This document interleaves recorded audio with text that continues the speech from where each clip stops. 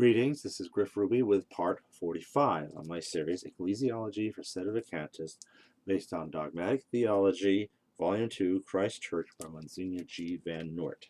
We now pick up on the Article 4, the Church's Catholicity, in page 143.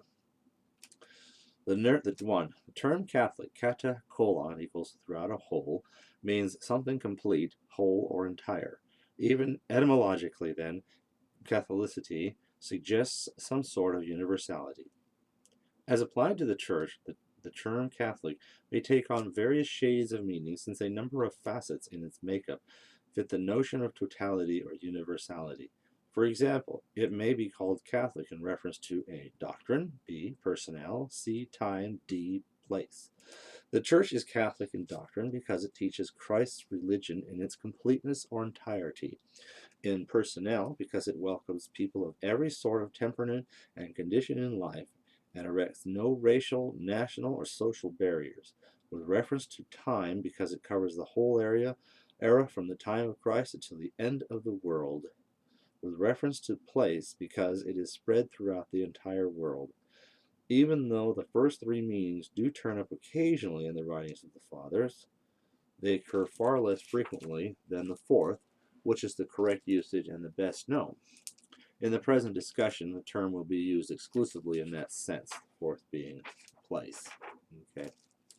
But I think it's interesting to note that's one thing that's very obvious about traditional Catholics. We hold the whole doctrine and not all, we're the ones who didn't throw out all those bits the Novus Ordo has been throwing out.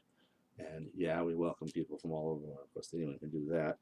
In time, I think we shouldn't neglect the one of time because the Novus Ordo doesn't exist in any time since before Vatican II, you say.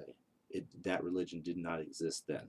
I mean, I suppose you could find precursors to it in various Protestant, the Anglicans, the Lutherans, the Calvinists, the Rationalists of Europe, and, and so forth. You can find a few precursors, but as a codified religion, Novus Ordoism did not exist until Vatican II created it.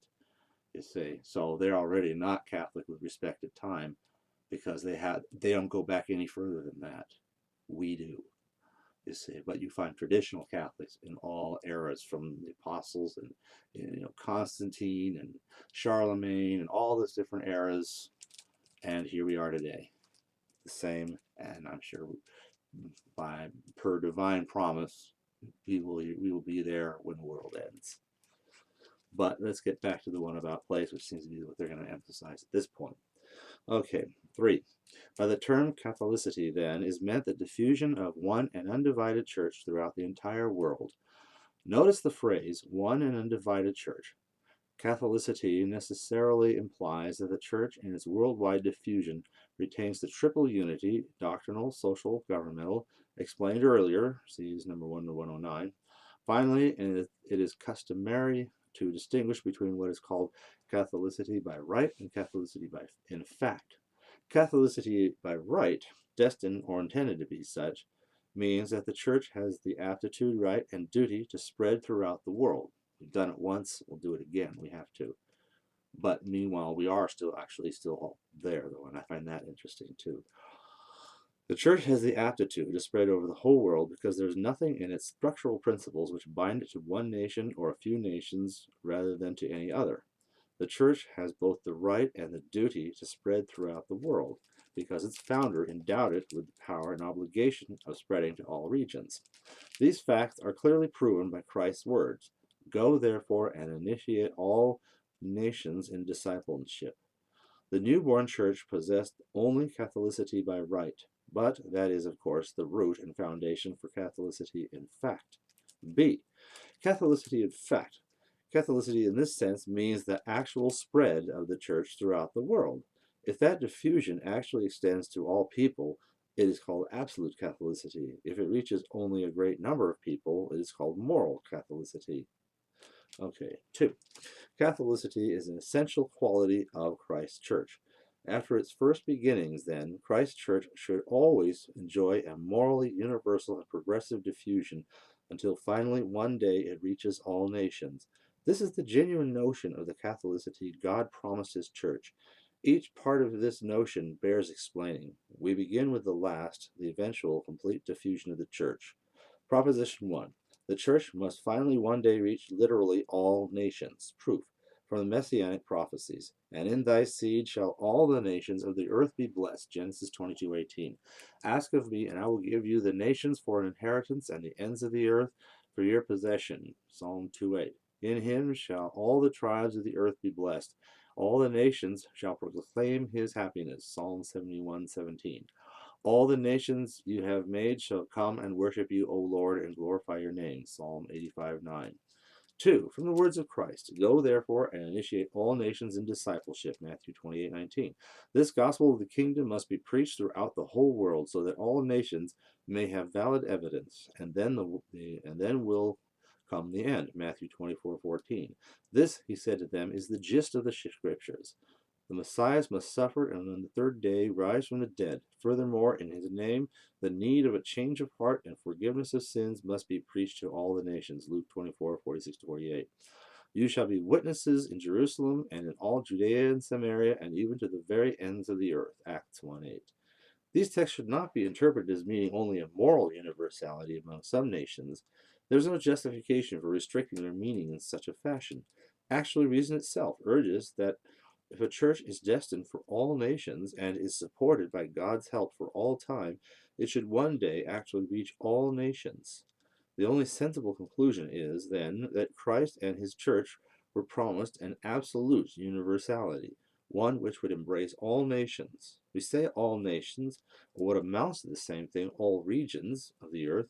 We do not say all individuals, that is nowhere promised. Indeed, a universal reign over all individuals is rather emphatically excluded by the prophecies about the continual persecutions of the church and the great defection to take place near the end of the world.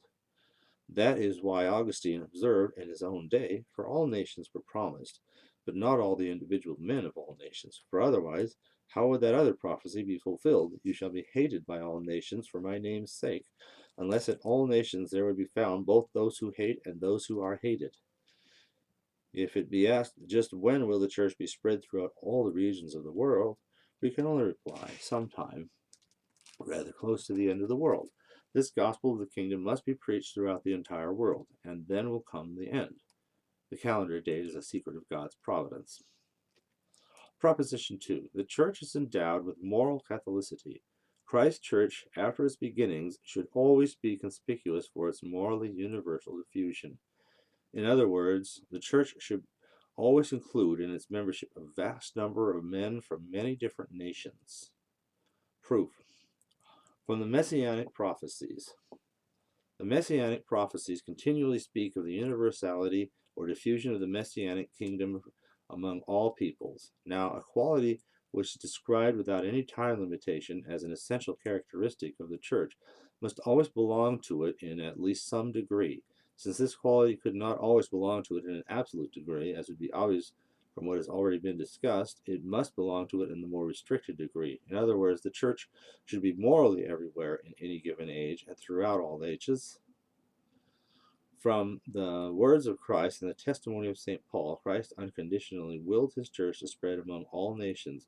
To attain this goal, he promised it his perpetual assistance. The church, then, must of necessity always actually fulfill its destiny, at least in some measure. The conclusion is clear. Again, no one doubts that Christ's words, you shall be witnesses in Jerusalem and even to the very ends of the earth, were to be fulfilled in at least some sense, though very imperfectly even by the apostles themselves.